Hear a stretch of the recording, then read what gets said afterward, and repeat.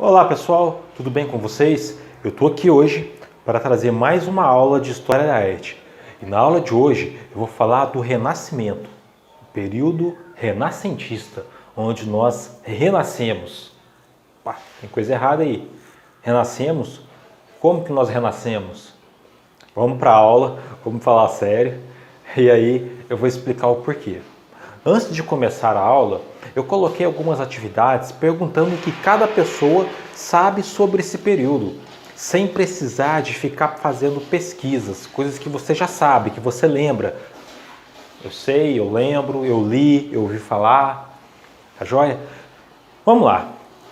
Onde nós estamos na história? Nós estamos na Idade Média, nós estamos no fim da Idade Média. Lembrando que nós temos três Idades Médias, a Baixa, a Média e a Alta.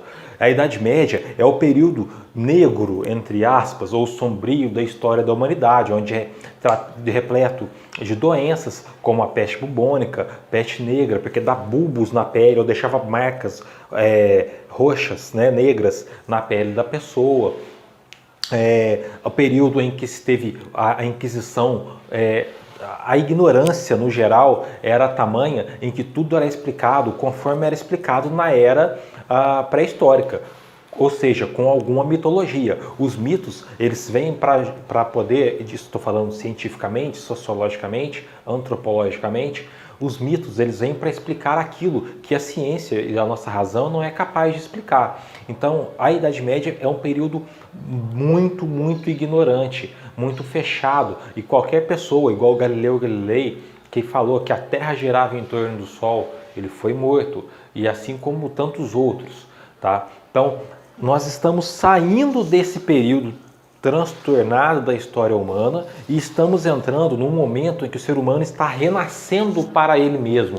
Por isso é o período renascentista, porque na Idade Média nós éramos teocentristas, ou seja, tudo era para Deus. Eu vou colocar essa roupa, mas será que essa roupa tá boa para Deus? Eu vou comer aquilo, será que Deus vai gostar? Eu vou tocar um violão, porque Deus vai gostar. Então era tudo, esse era o pensamento da Idade Média. No Renascimento, acaba-se com esse pensamento. Eu vou colocar essa roupa porque eu, o ser humano que está aqui, gosta dessa roupa. Eu vou comer algo que eu gosto. Eu vou tocar um violão porque eu gosto daquilo, porque aquilo agrada a Deus, mas também agrada a mim. Então, o ser humano, ele passa a ser o foco central, mas isso não é a primeira vez que acontece na história humana. Tá? Então o Renascimento, ele é esse período, tá? É o período em que o ser humano começa a pensar nele mesmo. Porém, isso já aconteceu no passado, na Grécia e em Roma, principalmente em Roma, onde o ser humano era o centro do universo, só pensava em si. A civilização não deu muito certo, né? Foi o exército que durou 1000 anos, porém eles tiveram muitas decadências, principalmente no seu fim. Tá? Então, o Renascimento, o homem volta para aquele período, volta a pensar em si. Por isso, no Renascimento, deixei aqui um quadro bem bacana para vocês, mas eu vou vir aqui, ó, o retorno aos clássicos. O que é clássico? É referente à Grécia e Roma. Então, o ser humano volta a fazer tudo, ciência, pensamento, tradição, de volta aos clássicos, conforme os gregos e os romanos faziam. Então, entendemos onde nós estamos na história, né?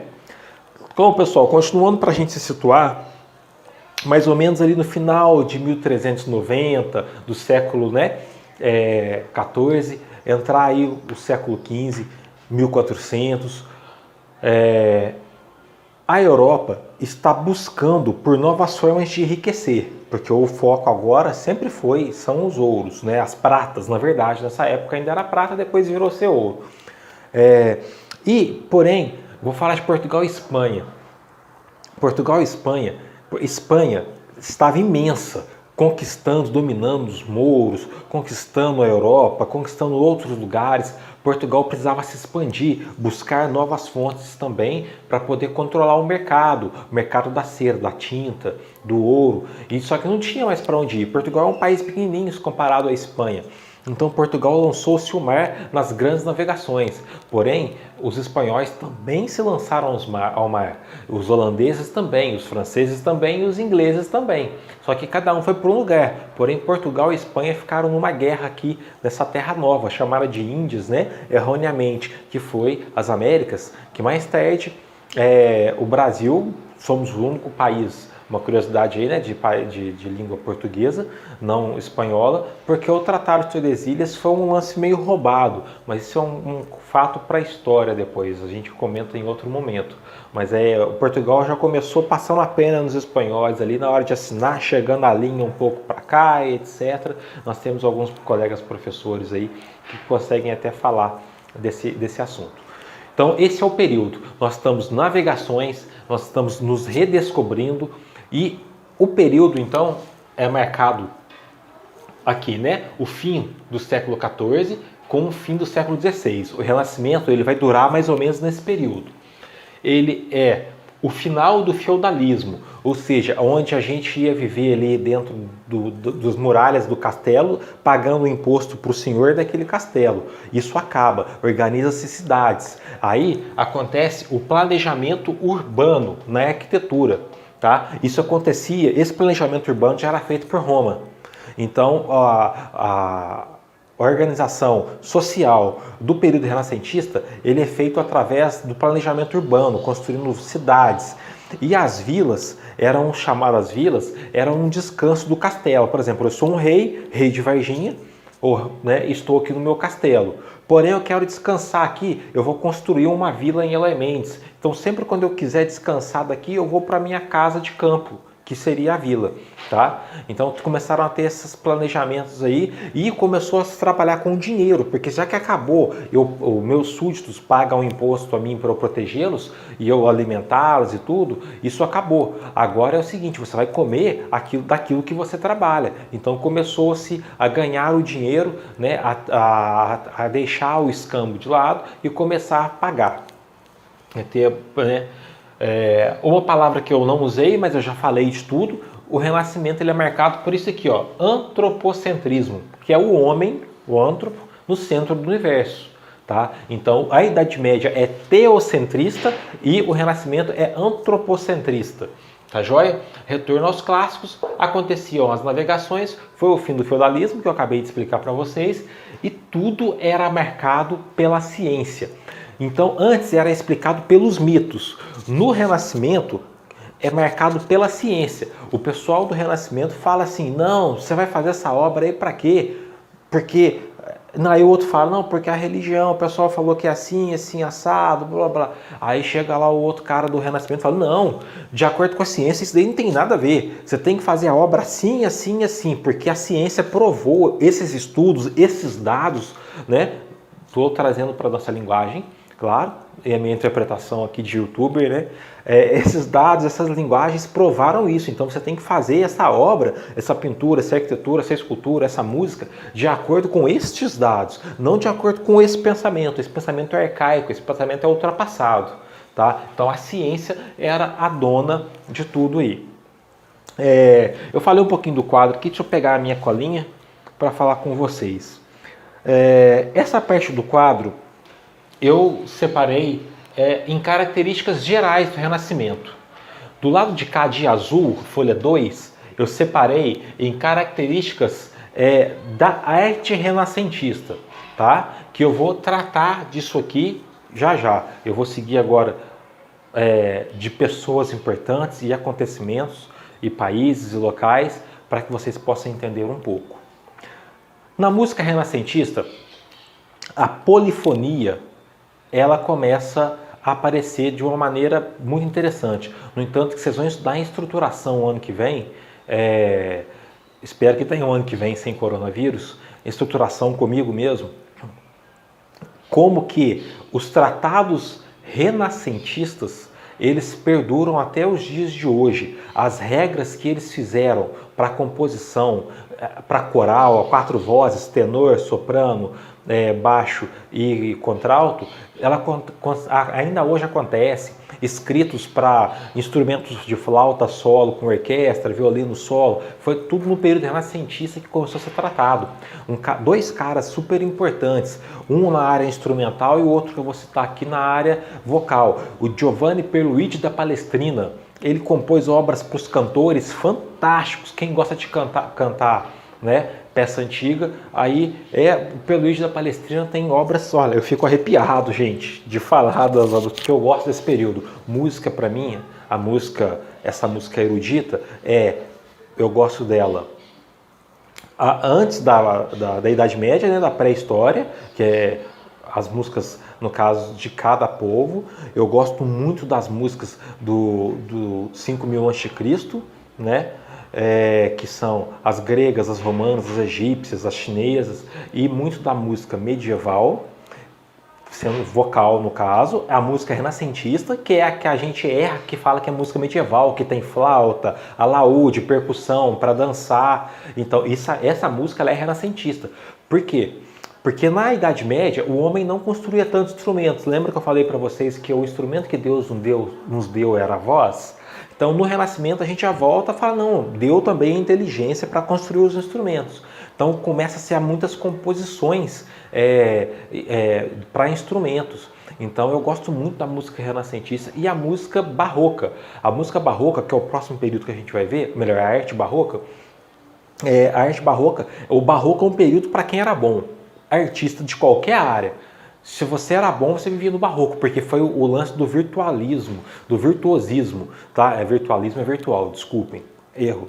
É do virtuosismo, era só virtuoso, você tinha que ser bom demais naquilo. Eu até fiz uma tese na faculdade do heavy metal, com a música medieval, renascentista e a arte barroca, linkando com o heavy metal. Foi bem bacana, foi publicado esse artigo meu numa revista, foi bem bacana mesmo. Então, mas isso daí é assunto para a próxima aula depois, vamos voltar para o Renascimento. Então a música renascentista ela é assim, e o do instrumento, quem compôs pra caramba foi dois caras ali, o John Dowland, para quem gosta de violão, por exemplo, ele compunha para alaúde, que mais tarde foi adaptado para violão, e o Josquin Desprez, escreve Josquin Desprez. Não se preocupem, na história da música ano que vem, que também é comigo, a gente vai estudar esse pessoal aí. Isso sobre a música renascentista. Então, características da música renascentista. A música mais harmoniosa entre as vozes. Ela é uma música, no caso, a 4 vozes, né? Então, ela é poli. Ela é uma música instrumental também. E ela é uma música onde os compositores já assinavam aqui, ó, a assinatura. Todos os artistas renascentistas já assinavam, porque eles não eram mais para Deus, era para os homens mesmo. Então eles assinavam as suas obras. Tá? Isso da música. Na pintura, pessoal, nós tivemos aí a criação da perspectiva. A perspectiva. O que é a perspectiva? A perspectiva é o que nos permite saber a profundidade de uma pintura, de um desenho, de um instrumento ou de um objeto. Ou seja, é o tridimensional. Foi criado no Renascimento. Então, o lance de desenho tridimensional. Gente, eu amo essa época, eu amo o período do Renascimento. Eu amo demais. Se eu pudesse voltar no tempo para viver um período, eu voltaria no fim da Idade Média com o Renascimento. Eu viveria esse período, sem sombra nenhuma de dúvida. Tá? Então, descobriram a perspectiva. Eu fiz um desenho aqui grosso, né, grotesco, de uma rua, porém a perspectiva do meu desenho, se eu tivesse certinho com coisa aqui, pessoal, eu desenho um pouquinho, mas aqui o quadro é pequeno, então eu preferi optar por fazer coisas assim. A gente começa daqui, ó, que é o ponto de fuga, e aí a gente começa a fazer o desenho, aí ele vem crescendo para cá. Então os nossos olhos, eles são obrigados a enxergar o que o artista quer mostrar, que é o mesmo lance da fotografia moderna. Se tem algum fotógrafo aí na turma, pode falar isso. É o ponto de fuga, você mostra as linhas, né, na fotografia, para onde que você quer que a pessoa olhe, aonde que vai estar a nitidez ali, sabe? Então esse é o mesmo ponto usado hoje em dia, foi criado no Renascimento. Olha que fantástico. Outra coisa criada no Renascimento, fantástico, deixa eu ver se eu coloquei aqui, coloquei claro escuro. Esse conceito de fazer assim, na verdade não foi criado no Renascimento. Vocês lembram que eu falei da arte grega, daquela brincadeira de encostar na parede, jogar água, a pessoa sai, que era o mesmo que eles pintavam os seus vasos? Então esse conceito de claro escuro foi trazido para as pinturas, não somente a cerâmica, mas para a tela. Então eu pego ali na tela em branco, faço esfumaço. Quem criou esse esfumaçado foi o Leonardo da Vinci, eu já vou falar desse cara. Faço então a parte esfumaçada ou escura, a parte escura, e a parte branca com aquele contraste do escuro, dá então a pintura, né, a obra que eu quero mostrar para vocês. Então esse lance de claro e escuro foi criado nessa época. Na verdade, como eu digo, foi criado em quadros nessa época, mas eles foram criados pelos gregos, que a gente volta ao retorno aos clássicos, beleza? Realismo, pessoal. Todos os quadros e esculturas dessa época são realistas, retratam o que se vê. Se você pega um quadro lá e olha um jardim, esse quadro é real, eu estou falando dele. Eu fico até arrepiado de dar essa aula, falar sobre Renascimento me emociona. Vou fazer esticar um pouco. Eu pego um quadro aqui, olho pela janela, eu vejo um jardim, pessoas fazendo piquenique, pessoas correndo, eu vou retratar aquilo na minha pintura. É realismo, exatamente. Escultura, eu vou retratar como eu sou, tá? De uma maneira como eu sou. E como o antropocentrismo está na moda nessa época que nós estamos aqui, tá? Ó. Parece, se confunde com hoje, né? O Renascimento, sim, se confunde bastante. Mas nessa época que eu estou falando aqui, 1500 e pouco, 1512, por exemplo. Nós estamos aqui. Então, eu vou me fazer a escultura da maneira que eu sou. Tá? Então, a geometria da pintura e da escultura dessa época era simples. Ela era harmoniosa. Eu coloquei aqui harmonia. Ela é harmoniosa. É aquela do triângulo equilátero, né? Meu rosto... Aqui faço um triângulo maior, invertido, e depois as pernas e coloco a proporção, a regra dos terços. O que é a regra dos terços? Aqui, ó, eu não sei se vai ser possível eu mostrar de um celular, de uma câmera para um celular, mas está vendo que tem aqui na minha câmera, tem as linhas aqui, ó, divide em 3, 1, 2, 3, 1, 2, 3, para colocar a proporção da pintura, ficar certinho dentro da folha e para eu mostrar aquilo que eu quero, que é o mesmo conceito usado pela fotografia. Temos ali os números de Fibonacci, tem algum matemático aí? O Fibonacci, ele criou uma sequência numérica, deixa eu pegar um pincel, uma sequência numérica em que vai se fazendo uma espiral. E essa espiral é toda dividida em partes iguais, fantásticas. Então, muitas obras renascentistas são criadas com a sequência numérica de Fibonacci. Então, faz ali a espiral com o cálculo numérico de proporção de cada coisa.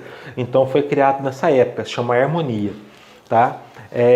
Uma outra coisa interessante sobre a pintura dessa época, pessoal, para fechar a pintura, é a pintura a óleo. A tinta a óleo foi criada neste período do Renascimento. Então aí que começou-se a pintura a óleo, tá joia? Depois eu vou levar vocês para fazer um tour em algumas pinturas ali. Então, e o lance do tridimensionalismo, né? Que é da perspectiva que eu já falei. E a assinatura, né? O pessoal assina os seus quadros, sem medo nenhum de ser perseguido, beleza? No questão de pensamento, a racionalidade manda. Eu já falei aquela hora, né, que eu interpretei sobre a questão da pessoa fazer uma obra pela fé e uma obra pela ciência. O valor maior nesse período vai ser pela ciência, tá? Não tem esse equilíbrio. Vocês veem que esse pessoal primitivo, muito entre aspas e com muito cuidado para falar isso.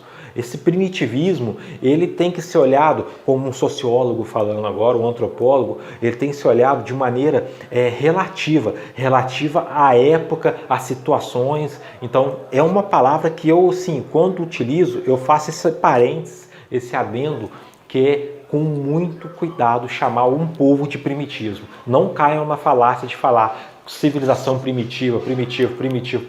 Isso virou moda, tá? Isso está errado. Enfim, Então, essas civilizações dessa época, eles são extremistas. Parece com os dias de hoje, né? Ou eles são da fé e arrebenta com tudo que não é aquilo, ou eles são da ciência e arrebentam com tudo, eles não têm aquele equilíbrio. Parece muito com os nossos momentos atuais, né? Vamos continuar. Ideal humanista, pessoal. O que é o ideal humanista? Vou deixar para vocês pesquisarem, mas a grosso modo o ideal humanista é aquele assim, mente sã, corpo sã, é aquela fala do samurai. Quem me conhece sabe que eu sou das artes marciais também. Também, né, tem essa perícia, vamos dizer assim. E alguns livros de samurais falam assim que é preferível. Por que um samurai tem que saber ser letrado, saber ler, saber escrever, saber desenhar, saber tocar um instrumento, saber cantar, além de saber lutar?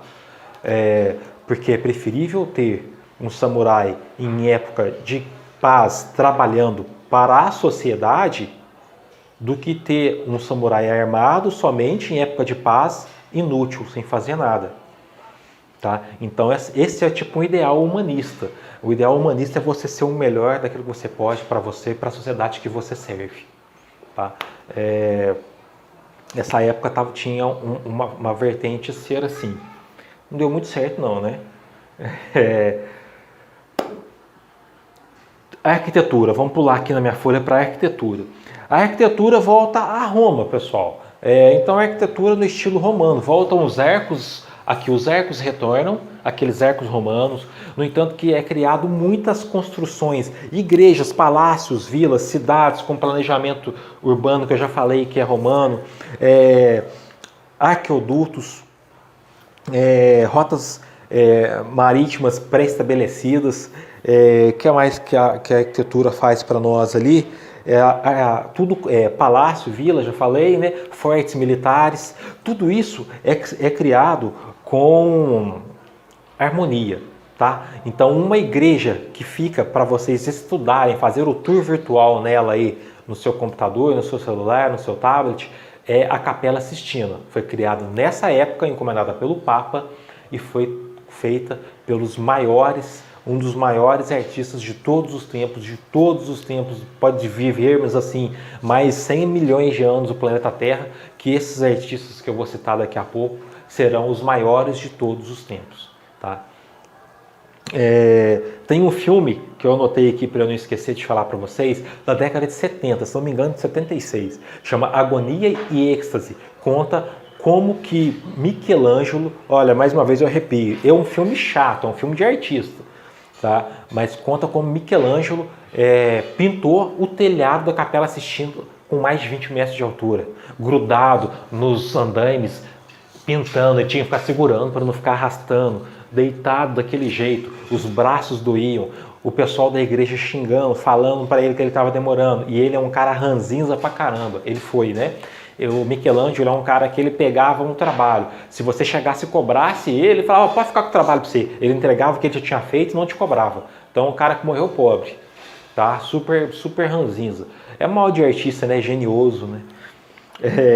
A arquitetura, então, é isso. Na escultura, pessoal, a escultura, a figura humana, tá? Do ser humano, como eu já falei, realismo mesmo, as formas geométricas simples, tá? Como eu já citei para vocês, e o naturalismo acentuado, ou seja, vai me mostrar do jeito que eu sou, tá? Não vai fazer nada bonitinho, não. Então a gente tem muita escultura, a gente imagina tal herói da época, um galã, ou a heroína, né? Uma galã. E na hora que você olha lá, você se choca assim, poxa, mas essa daqui, a pintura, a escultura e tal, porque ela, uma naturalidade, assim, um naturalismo exacerbado, tá joia? Pessoal, para fechar a aula, eu espero que vocês tenham gostado, tá? Espero que não tenha sido chato para vocês. Eu peço para que vocês copiem o meu quadro. Vou falar de cá, que vocês copiem o meu quadro, pesquisem sobre o período renascentista. Eu vou passar para vocês um trabalho super simples, mas não vou passar essa semana, eu vou postar essa aula hoje e depois, daqui 7 dias da postagem dessa aula, eu vou colocar para vocês as atividades, para que vocês pesquisem. Esse período é muito importante para nós. Todos são, mas esse período é muito importante para nós, tá? Eu vou falar para encerrar, alguém já ouviu falar de tartarugas ninjas? 5 segundos para você. Isso mesmo, tartarugas ninjas, eles eram 4. Tá? Tinha o rato, que era o Mestre Splinter, que não tem nada a ver, e a repórter, que é a April O'Neil. Mas por que eu estou falando desses tartarugas? Vocês vão falar, poxa, o Everton pirou aí nesse distanciamento social e também depois que eu dei um hiato aí da saúde, né? Os tartarugas ninjas são uma homenagem aos maiores gênios do planeta Terra: Leonardo da Vinci, Donatello, Michelangelo e Rafael Sanzio. Os Tartarugas Ninjas são uma homenagem aos 4 maiores artistas que já pisaram nesse planeta. O Michelangelo, já falei dele, tem uma agonia e êxtase. O Rafael, pintor fantástico, trabalhava com a perspectiva e a realidade, o realismo de uma maneira fantástica. Donatello, grande escultor, tá? Italiano também, todos eles. E o Leonardo, eu vou falar dele. O Leonardo era o cara, gente. Leonardo, o que o Leonardo da Vinci fazia? Tudo. Pintor, escultor, músico, engenheiro bélico, engenheiro, arquiteto, letrista, livro, né? Escrevia livros, artigos, tratados, biólogo, tá? Inventor. O que o cara fez? O cara deixou um livro com um tratado da biologia dos pássaros. Ele era fissurado em pássaros. Tá? Existe uma lenda que ele não lembra de quem é a mãe dele, tá? E não sabe, nunca soube, a história não se sabe. E nem sabe onde que ele nasceu, né, o local. E que ele foi deixado por um pássaro. São lendas, né? E quem tiver mais pode compartilhar aí, digitando nos grupos ou na sala mesmo, no mural. E o Leonardo, então ele era fissurado em pássaros, então ele estudou a anatomia dos pássaros, ele estudou o corpo humano, a anatomia, ele dissecou o corpo humano, ele foi o primeiro legista, sabe? Ele fez esculturas, ele fez helicóptero, avião, asa delta, pipa, ele inventou o escafandro para poder mergulhar, ele inventou o primeiro canhão com vários tipos de tiro ao mesmo tempo. O canhão era um só. Numa guerra contra o papado, ele inventou 4 canhões com várias bocas para atirar ao mesmo tempo. Tá? Ele fazia tudo. Tem o Código da Vinci, que deixou ele bem popular. A Mona Lisa, ela é icônica, ela tem a perspectiva, o olhar dela te acompanha, aonde você for, ele te acompanha. Eu tive em São Paulo, na exposição Leonardo da Vinci 500 anos. Olha, arrepio de falar. Cada coisa que ele criou que vocês não tem cabimento, não tem cabidura. Porque um rapaz naquela época, 1500, criar um tanto de coisa que ele criou. E funcionou. Ele não só criou, ele era o test drive, pô. Isso daí é um caboclo de palavra, um cara de honra. Ele cria e ele testava. Ele era o test drive, então ele sempre se machucava. Uma curiosidade, quando a igreja dominava a questão intelectual. Quando os artistas se rebelaram e falaram que não ia trabalhar para a igreja mais e cada um ia assinar suas obras e trabalhar para si, a igreja fez guerra e começou a caçar os artistas, porque a igreja era bem poderosa. E nessa época Martim Lutero também separou, foi no Renascimento, tá? Que o Martim Lutero separou da Igreja Católica e criou ali o luteranismo, e com a música, que são hoje os melhores músicos do país, aí, os músicos evangélicos. Cada músico que você tem que tirar o chapéu. Convivi com muitos em São Paulo, sim, fantástico. Vocês vão lá nas minhas redes sociais, vão ver as fotos com essa turma. Fantástico, sem palavras. Mas nessa época, então, uma cidade da Itália, Florença, o Lorenzo de Medici, ele aceitou os artistas lá. Quem quisesse produzir arte pela arte, sem precisar de estar vinculado a alguma coisa, ia no reduto dos artistas. E o Lorenzo de Medici era a família dele, eles tinham dinheiro suficiente para bancar um exército contra a guerra contra o papado. E o Leonardo da Vinci construiu os canhões para que eles derrotassem, né, o Vaticano, no caso, nessa época. Aí. Então o Leonardo da Vinci estava envolvido nisso também. Tá joia, pessoal? Eu espero que vocês tenham gostado. Eu vou mostrar para vocês aqui algumas pinturas. Depois eu vou colocar uns cliques para vocês de algumas pinturas. Não vou levar vocês não, que é onde eu estou aqui nós temos aulas de pintura em óleo. Temos muitas pessoas aqui que fazem pinturas desse período, que procuram pintar coisas desse período. São alunos de pintura. Vou mostrar para vocês. Vamos comigo. Tampei aqui a tela para não falarem que eu estou fazendo propagandas.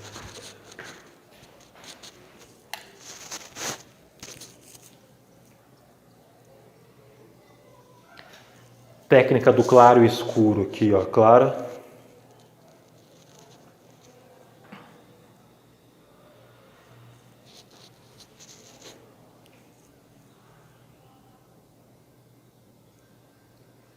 Questão da perspectiva, a luz que vem do espírito ali, que seria a representado pela pomba branca. Olha a perspectiva que vem dele. Tá joia? Grande abraço a todos. Até a próxima semana.